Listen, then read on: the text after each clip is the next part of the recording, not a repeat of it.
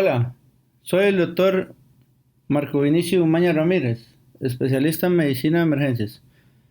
Vamos a hablar un tema que es un poco interesante y del cual muchísimas veces algunos médicos tratantes no le ponen atención, y es de la cinemática del trauma. Y es que la cinemática del trauma es una temática a la cual deberíamos ponerle atención porque es importante para muchas veces prever las lesiones que tiene el paciente. Entonces, eh, tanto accidentes de tránsito, automovilísticos, motos, atropellos y otras lesiones producidas en el trauma como heridas por arma blanca o por arma de fuego tienen una cinemática del trauma, la cual es importante a tomar en cuenta. ¿Y en qué consiste la cinemática del trauma? Bueno, si vamos a la definición, es el proceso de análisis de un accidente determinado con los daños resultantes de las fuerzas y movimientos involucrados. Entonces, para hablar de cinemática del trauma, hay que entender que la física es el fundamento del análisis de la misma y un eje fundamental de la misma es la velocidad. Por ejemplo, no es lo mismo tener un accidente de tránsito a 40 kilómetros por hora a tener un accidente de tránsito a 120 kilómetros por hora, por decir un ejemplo. Entonces, con respecto a la cinemática del trauma, ¿de qué depende? Bueno, depende de muchas variables y depende del tipo de trauma o el mecanismo de trauma por el cual se están produciendo las lesiones. Entonces, es importante tomar en cuenta que depende de las condiciones que indujeron al evento traumático, de la dirección del impacto. Por ejemplo, no es lo mismo que un vehículo colisione de frente a que colisione de lado, a que tenga un vuelco. El punto del impacto no es lo mismo igual que colisione de frente a que colisione en la punta de la trompa, eh, o diferentes puntos por los cuales puede diferenciar en la fuerza con que se produce el trauma. También es importante la energía intercambiada. Por ejemplo, a veces no lo tomamos en cuenta, pero por ejemplo no es lo mismo que dos motocicletas choquen a la energía con diferentes objetos que puede tener, por ejemplo, un vehículo contra un peatón, o por ejemplo un vehículo pesado, un tráiler contra una motocicleta. Entonces muchas veces las energías intercambiadas al momento del impacto son importantes. Y la otra es los tipos y patrones de la lesión que tengo. No es lo mismo, por ejemplo, en heridas penetrantes, una herida de arma blanca a una herida de arma de fuego que puede ir con un proyectil especial. Entonces, en esta perla vamos a ver dos de las principales cinemáticas del trauma. Entonces, por ejemplo, vamos a ver las lesiones que se producen en el atropello. Por ejemplo, como hablábamos, no es lo mismo que un vehículo golpee un peatón a una velocidad de 20, 30 kilómetros por hora a que lo golpee a 70 kilómetros por hora.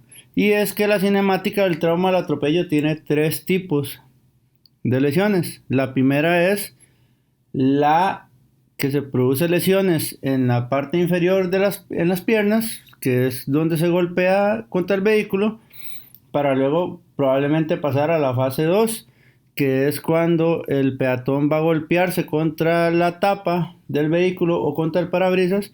Y por último, bueno, en esta número 2 va a tener lesiones principalmente en tórax y en cuello.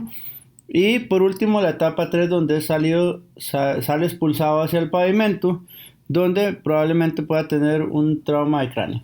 Entonces, vean cómo dependiendo la fase de la cinemática que se presenta, el paciente puede tener diferentes lesiones.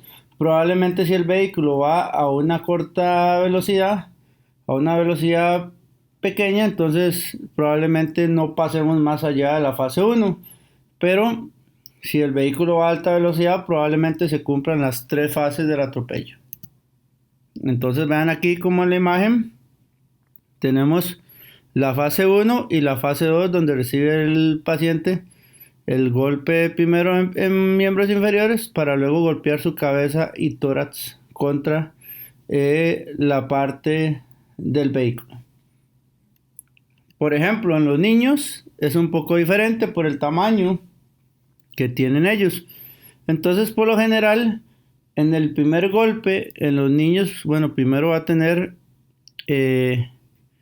golpes por encima de las rodillas con la defensa del carro y posteriormente el vehículo va a golpear el tórax. Y por último, va a caer al suelo, puede tener un trauma de cráneo y por último puede ser arrollado. Entonces, por el tamaño del niño, este no va a ir hacia la tapa ni el parabrisas, sino que más bien va a salir expulsado y probablemente el carro pueda pasarle por encima.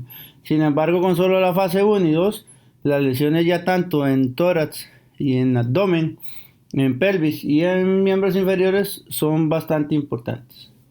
Ahora, vamos a hablar un poco de la cinemática del trauma de las heridas penetrantes. Por ejemplo, como vemos en la imagen, tenemos los dos principales tipos de lesiones, herida de arma blanca y herida de arma de fuego. Evidentemente las dos son heridas penetrantes de cuidado, sin embargo hay que ponerle un poquito más de cuidado a las heridas de arma de fuego que producen todavía más lesión que las heridas de arma blanca. Entonces, como vamos a ver ahorita, la herida de arma de fuego, aparte del trayecto que presenta la bala, puede todavía causar más daño. En cambio, la herida de arma blanca depende del sitio donde pueda llegar la hoja de la arma blanca que estoy utilizando. Entonces, es importante tomar en cuenta las heridas de arma de fuego. Entonces, para iniciar con respecto al arma de fuego, tenemos varios tipos de armas. Entonces, tenemos armas de baja energía, armas de mediana energía y armas de alta energía. Probablemente un arma a una distancia importante y de baja energía no vaya a producir tanto daño, pero sí hay que poner atención a las de mediana y alta energía, que esas sí producen mucho daño, no solo el impacto de la bala, sino todas las lesiones que pueden producir los tejidos circundantes. Entonces hay que tomar en cuenta que en las heridas de arma de fuego, igual tenemos varios tipos de balas, ¿verdad? Tenemos balas expansivas, tenemos balas normales, tenemos balas de escopetas que muchas veces se abren y sueltan muchos perdigones, entonces entran al cuerpo varios impactos. Entonces es importante poder reconocer un poco cuál es el tipo de arma de fuego que se utilizó. Sin embargo, es importante tomar en cuenta que aparte de la cavidad permanente que produce la bala, ¿verdad? También en el frente se va produciendo compresión y aplastamiento de algunas estructuras. Y aparte de la cavidad permanente, también se forma una cavidad temporaria, que esa cavidad temporaria es la que se produce por la onda expansiva, que es una onda de calor que va dañando los tejidos. Y entonces, esa cavidad temporaria produce deformación tisular que va afectando los diferentes tejidos conforme vaya pasando la onda expansiva. Entonces, muchas veces, por ejemplo, a nivel vascular, se produce daño endotelial y formación de microtrombosis o pseudoaneurismas por la onda expansiva. Sin embargo, no hay lesión propiamente de la arteria como una ruptura de la arteria, pero sí, por la misma onda expansiva, el calor que se va produciendo, se produce el daño endotelial y una formación de un microtrombo a las 24-48 horas. Entonces, pueden ver que la herida de arma de fuego no solo produce la cavidad permanente, que es la que produce el trayecto de la bala, sino que la onda expansiva también es bastante dañina. A diferencia de la herida de arma blanca, que lo único que produce es una cavidad permanente, que es la que produce la hoja del cuchillo que estamos utilizando. Otra cosa importante, por ejemplo, es la distancia del disparo. Por lo general, a mayor distancia, menor velocidad que ingresa la bala al cuerpo y menor el daño.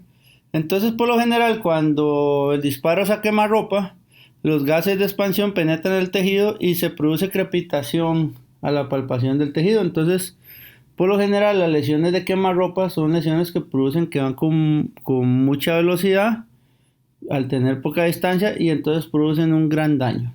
Por ejemplo, si se dispara a los 5 o 7 centímetros de distancia, los gases queman la piel y muchas veces esto produce lesiones importantes, sin embargo no tan importantes como las que se producen en la quemarropa. Si estamos a los 5, 15 centímetros, ya el humo se adhiere a la piel. Y cuando son más de 25 centímetros, las partículas en ignición tatúan la piel con pequeñas áreas quemadas, de 1 a 2 milímetros. Entonces, eh, más o menos cuando estamos a 25 centímetros es cuando se produce el famoso tatuaje. ¿Qué eso significa? Que se está realizando un disparo a corta distancia. El tatuaje que se produce en la piel donde se observa el orificio de entrada. A diferencia de que estemos disparando a metros, que ya esto no produce ningún tatuaje. Entonces es importante tomar en cuenta por eso si el arma es de baja energía, mediana o alta energía. O por ejemplo, a veces tenemos balas como las de las escopetas que entre más distancia va a permitir que los perdigones se abran más y entonces se produzcan más lesiones, se producen más heridas penetrantes.